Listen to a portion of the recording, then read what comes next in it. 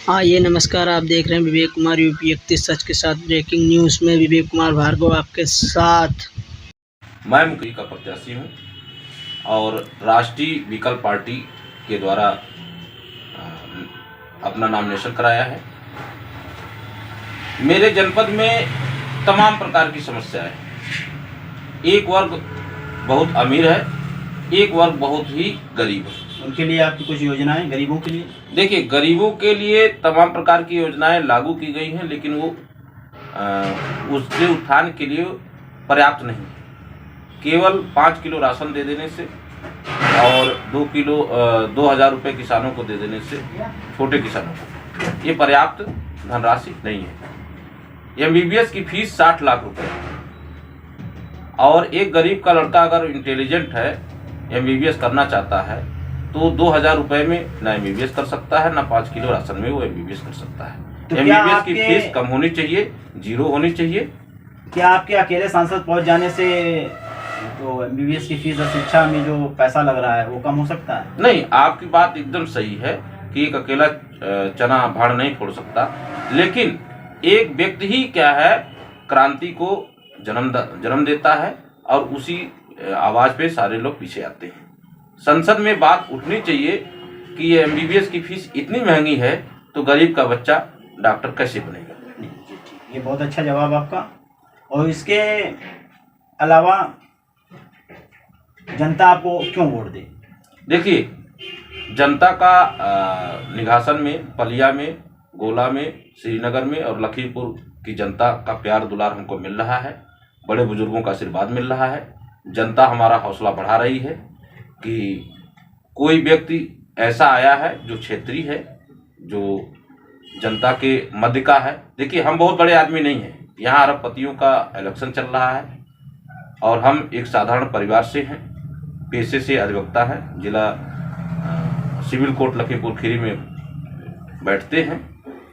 जनता हमसे जुड़ी हुई है, जनता के सुख दुख को हम समझ रहे हैं। मध्यम परिवार होने की वजह से जनता के मध्य में हमारा आना जाना बहुत अच्छा है।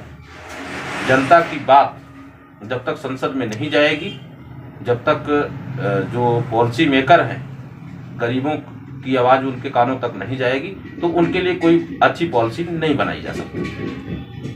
आपके बीच भाजपा, सपा, BSP के प्रत्याशी हैं, उनके समक्ष आप अपने आप को कहां पर पाते हैं?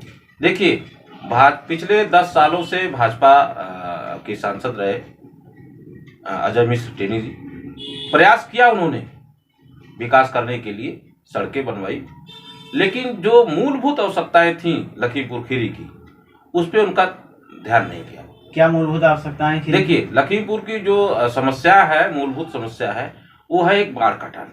बाढ़ कटान के परिप्रेक्ष्य में काम नहीं हो पाता है। सरकार बजट भेजती है और यहाँ के लोग उस बजट को कम कर जाते हैं। उसकी सांसद की जिम्मेदारी होती है कि इस पे निगरानी रखे हो। दूसरी समस्या है, एक पचपेड़ी घाट का पुल है। 2000 से लगातार बसपा भी रही है, सपा भी रही है और भाजपा भी रही है, लेकिन किसी ने, सब लोग चुनावी समर में पचपेड़ी घाट का तो नाम लेते हैं, लेकिन जैसे सांसद और विधायक बन जाते हैं, पचपेड़ी घाट का मुद्दा खत्म हो जाता है और जनता जहां पहले थी वहीं अपने आप को पाती है और विवश रहती है। तीसरी बात, जब इलेक्शन आता है तो लखीमपुर की सारी सड़कों को रिफिल कर दिया जाता है, पैचअप कर दिया जाता है और 4 साल सड़कें इतनी उबड़ खाबड़ हो जाती हैं कि उस पर मोटरसाइकिल चलाना दूभर हो जाता है। तीसरी बात, जो बाढ़ग्रस्त एरिया है, जिसमें हर साल बाढ़ आती है, हमारे गरीबों का घर डूब जाता है, उसके लिए जो बांध के किनारे किनारे जो बनाया जाता है, उस बंधा, तो बंधे जगह जगह टूटे हुए हैं, उसकी क्या है, समय से निर्माण हो जाना चाहिए, मरम्मत हो जानी चाहिए, जिससे क्या है, बाढ़ का पानी गांव में ना जाए। तीसरी समस्या है शहरों में गंदा पानी निकलने की समुचित व्यवस्था नहीं है। जैसे ड्रेनेज व्यवस्था नहीं है। जैसे हमारे लखीमपुर में भी वही समस्या आ रही है, वही गोला में आ रही है, वही निघासन में आ रही है, वही पलिया में आ रही है, वही सिंगाई में आ रही है। ये समस्या है हमारे सामने। मुकेश जी, आपसे एक सवाल और है जनता की तरफ से।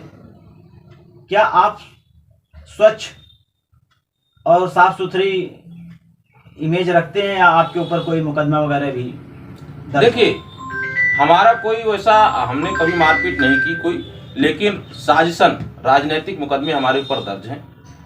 राजनीति के लोगों ने, जो राजनीतिज्ञ हैं, जो हमसे विरोधी हमारे हैं, उन लोगों ने हमारे खिलाफ 2 मुकदमे दर्ज कराए।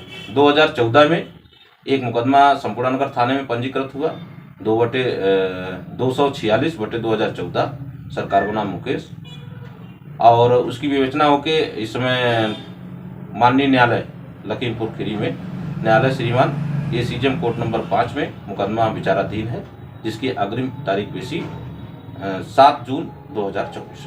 दूसरा एक मुकदमा अभी हाल में ही हमारा मुकदमा तहसीलदार से हमारी कुछ भिड़ंत हो गई कुछ मुद्दों को लेके, और हमारे ग्राम प्रधान से हो गई, तो उन लोगों ने जबरन हमारे ऊपर मुकदमा दर्ज कर दिया हमें दबाने के लिए।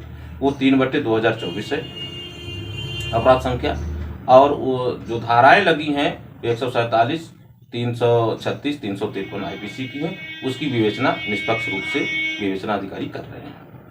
मुकेश जी, जनता से अपने लिए कुछ कहना चाहेंगे आप? मैं जनता से यही कहना चाहता हूं कि हमको सपोर्ट करें, भारी मतों से हमको विजयी बनाएं, और हम उसके लिए अपना एक एक खून का कतरा उनके लिए न्यौछावर करने के लिए तैयार हैं। बहुत बहुत धन्यवाद मुकेश जी, हमारे न्यूज़ चैनल के लिए। आपका भी बहुत बहुत धन्यवाद सर जी, इंटरव्यू लेने के लिए बहुत बहुत धन्यवाद।